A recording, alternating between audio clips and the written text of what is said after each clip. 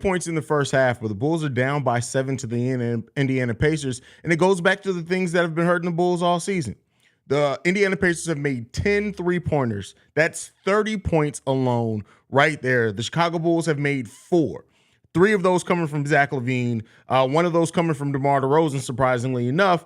But again, 3-point shooting hurting the Chicago Bulls team. And this goes back to my pre-recorded video for today to start the day off, is that with the Bulls being a low volume, low making, percentage making 3-point shooting team, it's just going to be hard for the Bulls to match up with teams that can hit the 3-pointers at a high rate. It just is. 30 points being the difference from the 3-point line for the Chicago Bulls. The Chicago Bulls have made 4, so they've gotten 12 points from the 3-point line. That's an 18-point difference just from 3-pointers being shot.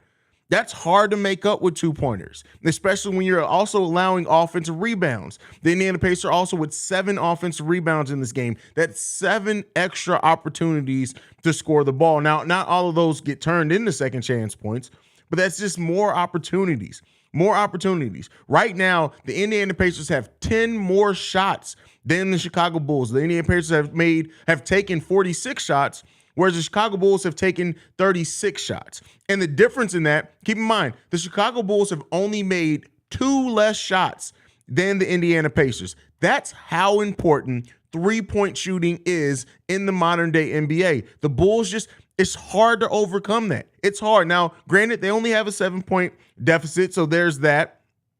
But again, it's extremely hard to make up when you have teams that shoot 3-pointers at that rate and you're just not taking or making enough 3-point shots to keep up. That's why this is going to be a hard test for the Chicago Bulls to get back into that playing area. It's probably not happening. Now, I'm not saying the Bulls can't win this game. I'm talking more general right now. 7-point deficit at half. We probably got the Pacers right where we want them, because when we've had leads against them, we've ended up losing it. But when you have this team's lack of 3-point shooting is literally the death of this team. That's what it is. This team needs to modernize the offense. That needs to be the focus this offseason for this team, is making your offense more modern. And I'm sorry, love DeMar. It's not coming via DeMar DeRozan. Now, you can upgrade everything else, and we'll see. But it's just that's so telling for the Chicago Bulls and where they are right now, how tough the rest of the season is going to be for them. They've only made 2 less shots than the Indiana Pacers. They're down by 7. The Indiana Pacers has 18 more shots from 3-point range just because they've made 10 3-pointers. It's tough. It's tough for the Chicago Bulls. And also those offensive rebounds. The Bulls have 0 offensive rebounds. The Indiana Pacers have 7. We're being out-rebounded by 6 rebounds in the first half of this game. Going to be tough, man. Definitely going to be tough. I mean, shout out to Zach LaVine for having a 20-point quarter. This is not one of those things where you can blame on Zach. I will say you can't blame it on DeMar either, so I'm not blaming either one of those players. DeMar's also 5 for 7 from the field. Zach LaVine 7 of 12. They have 24 and 11 points respectively. But you need more. And so just the way that this offense is set up, the way that this team runs offense, this is going to be the story for the Chicago Bulls more nights than not. And some nights, yes, they're going to be able to overcome it. They're going to be able to overcome the lack of 3-point shooting with their defense. But again, it's just going to be tough. You have to modernize this offense. You have to. I believe one of the main problems with this team is our bench unit. They have to come out ready to play. And honestly, I think Alex Caruso should come off that bench. I mean, listen, it is what it is when it comes to the bench. That's just what it is. Could we use stronger bench play? Absolutely. When you look at the Indiana Pacers, for example, they have 2 players in double digits off the bench in the first half, and that's Duarte and Mathurin with 12 and 13 points respectively. So yeah, you can definitely use more scoring off the bench for sure. I don't know if Alex Caruso going to the bench helps that at all, but Silencer says, bro, Zach is on fire. Yeah, absolutely. When Stacey was talking about Ja carrying, I was dying. Yeah, that was funny. Stacey King is absolutely one of the GOATs in this industry, man. Shout out to him. Here goes Shay again. Don't you remember? You have to know. I thought I told you. There was a low but that was a completely different NBA then, bro. So you're talking about Thibodeau's team was a low percentage 3-point shooting team. That was a completely different era of basketball. So it's completely different. And that was a great rebounding team and very solid defensive team. But teams weren't taking, much less making the 3-pointers at the rate that they are now. That team still would be getting their ass kicked more times than not. Now, they had an MVP in Derrick Rose that would be able to overcome a lot of it and lock down the best defense in the NBA. That's different. But that team would have its own struggles as well. David said, I really wanted the Bulls to trade for Julius Randle last offseason. I know he can't play defense, but I think we needed the shooting. Well, I mean, we need more than just shooting. And Julius Randle isn't going to bring the volume of shooting that I think moves the needle considerably. It helps. I'm not saying it doesn't help, but it isn't going to move the needle considerably for the Chicago Bulls. Brandon Jet, how are the Bulls doing? Hey, man, whatever you think they did that shit. Good or bad. That's all I can say with that. Tony, Zach doing his thing, and with him out the game, we lost the lead, now down by 7. Zach's going to be a huge star for someone else next. Zach's not going anywhere. Tony, I don't know what the hell you're talking about. Zach's not going anywhere.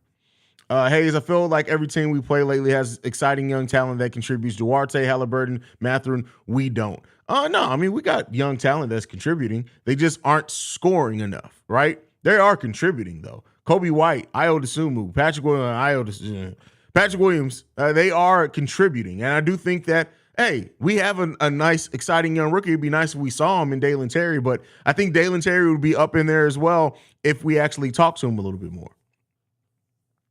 If we lose the game, I don't want to make the playoffs anymore. Vooch and the bench needs to step up. Zach Cruz and P. Will, only one playing like they care. Billy didn't want to challenge as well. Listen, I get not challenging in fourth. Like you have, like in your second half, using your challenge for a non-scoring play. But listen, Billy Donovan, he did blow a whistle early when the Pacers started scoring. And I was like, oh, we may have a good coach game from Billy Donovan, and then he proceeded to go back to his Billy Donovanisms. So Brennell just says, Haize, message me after the stream. I may have something lined up for you. I appreciate that, bro. I'll definitely hit you up. CP Huncho says, bro, I'm tired. I'm just so effing tired, bro. I feel you, fam.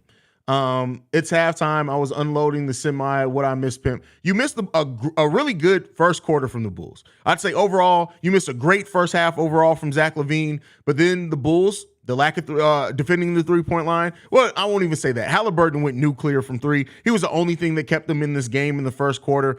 But then the offensive rebounding, lack of three-point shooting, lack of execution, turnovers in the second quarter, all hurt the Bulls considerably. V-Rod, you must be watching the last game. Yeah, that's why I ignore people who just come in with the Vooch hate. Like, it's like I can tell some of y'all ain't actually watching. There's nothing in this team to win. It's all gone. This team can't stay. The same moves got to keep happening. This can't stay the same. The period, lack of period almost messed you up there, brother. Moves got to happen. We need a new coach. It's all up to the front office. They don't accept mediocrity. Well, unfortunately, it's not all up to the front office because I believe that this front office would have went into the luxury tax. I believe this front office would have made probably some trades and some deals that would increase the Bulls' salary, but also increased their overall talent level. Ownership has tied the hands of the front office somewhat. Some of the front office's decisions still are head scratching, but I do think that we would see a different type of deals and mindset from the front office if they didn't have an ownership group that just wanted to. I can understand. Here's what my thing is, right? I can understand if the ownership had a reluctance to pay the luxury tax and was like, hey, we're paying the tax. This team isn't winning at the rate that we think we need you guys to sell some things off. That's understandable. But to have this thing where it's like, you can't go into, we'll pay the luxury tax for a contending team. What does that mean? That's nothing tangible. Does that mean, hey, if we have this move that's going to bring us 2 superstars, but we're paying the luxury tax, you're going to pay that? Or does that mean that this team has to be contending at a championship level already, and then you'll pay the tax to keep that team together? You didn't do it with the tip. Well, again, that was Derrick Rose. He got the 1 year we paid the luxury tax. You immediately went right back under the tax because Derrick Rose wasn't healthy. It's so much going on with this team, man. So much going on with this team, but ownership definitely hurts us. Yo, Haize, this team is going to make me drink even more. I'm going to see them next Saturday and heckle the crap out of BD. Is that the game I'll be at? No, that's not the game I'll be at. Hey, man, do it. You got to do it, bro. The Chicago Bulls pin, that's Nick, says Zach has done nothing but add to his game since he came into the league. The way I see it, he won't truly improve on defense if his main counterpart doesn't play any. Just think we need new faces. Well, Zach has improved defensively. Let's be clear. Zach has improved defensively. This is probably Zach LaVine's best defensive season. That doesn't mean he hasn't had absolute crap games, but he's been much better defensively over the course of this season. So I think he can make that leap regardless, but I do think that it's hard for him to focus on improving his defense when at times he has to be the offense, not a part of the offense, the offense. And we've already talked about before, Zach LaVine isn't a 1A player. He's just not. He's a great 2. He can be a great 2. And so I think if you have a different makeup of a roster and team, then you'll get a different level of play from Zach LaVine, but you also need high IQ basketball players around him as well. Jack Holland says, I looked at the score in the first. We were up by around 7. Now we're down. Classic Bulls. I hope we got this one, man. So sick of losing when we really shouldn't be. Well, keep in mind, the Indiana Pacers, honestly, let's be clear. They're a better team than the Chicago Bulls. We only have one more win than them. And if they do end up winning this game, we have the exact same record and they own the tiebreaker. And I think that's fair. When you look at this team with Halliburton, with the improvements for Miles Turner, with bringing Ben Mathurin off the bench, like this, and Naismith is gone as well, who's been a really solid role player for them also. I'll say this. The Indiana Pacers are a better coached team than the Chicago Bulls for sure. And they, talent-wise, I don't know if I give it the nod, but they just have talent that are utilized much better. If Rick Carlisle was the coach of this team, I think we'd see Kobe and Patrick Williams used in a much better way, and Drummond for that matter. So it is what it is, man. I would love for us to trade Patrick Williams because I honestly think will blossom somewhere else. This team is just not for him as he barely touches the ball and Billy has. You shouldn't want to see that trade. You want to see them use him better. We got to stop sending away talent for players to blossom other places. We got to stop that. We have to stop that as an organization, man. We have to stop doing that shit. We got to stop sending people away. I.O. Pat Bev, Caruso are liabilities when Zach and DeMar have the rock, and put P. Willow and Benedict. No adjustments, Billy. I won't say necessarily that they're liabilities when Zach and DeMar have the rock because they are probably, especially Pat Bev and Caruso, they're probably better of our off-the-ball players that are going to actually try to follow up shots, get rebounds, and play tough. But the makeup offensively of this team leaves much to be desired. Much to be desired. Tony, this is what I want you to do.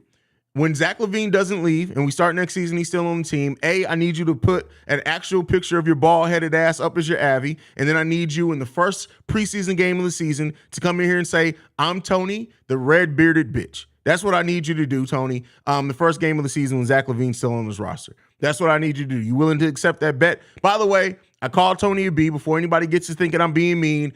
I'm just fucking with Tony. He's a very consistent member of the channel here. We're family. I'm joking with him. That's all I'll say. Don't get offended. Don't start getting your feelings and virtue signaling. Me and Tony are cool. We gonna talk shit to each other. That's what I gotta say. Somebody sent me a DM like, why'd you talk to Omar like that? Man, bitch, shut the fuck up. Anyway, I'm sorry. Side note there. These dudes really hoop on us, but will play like shit against other teams. I mean, that's a lot of teams this season, unfortunately. It's legit. Took all I had in me not to put a hole in the wall with how crappy we play. Damn. All right, Tony's over there punching holes in walls. That's deep. Hey, why you asking what was I eating? Popcorn, bro. I had popcorn. One of them, a kernel got stuck in my tooth. That's all I had today was popcorn, bro. I mean, I ate brunch earlier, but that was much earlier. You can tell Stacey King would like TJ McDonald next season on the Bulls. Something we need, a guy that can do in and get. I tell you what, if for example we traded Alex Caruso away because of his contract, because we got the 2 first-round picks, whatever it was, and we were able to bring a TJ McConnell in to replace him, I wouldn't be mad at that at all. Our ownership group is diabolical. Don't even try to make sense of them sadistic Fs. I wouldn't necessarily say they're sadistic, but they definitely don't give a damn about anything but the bottom dollar. That's for sure, man.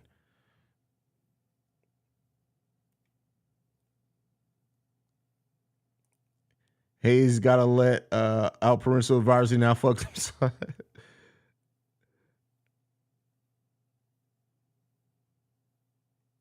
All right, y'all. Game's back on. Be right here, post-game show. Love you guys, man. Peace, y'all.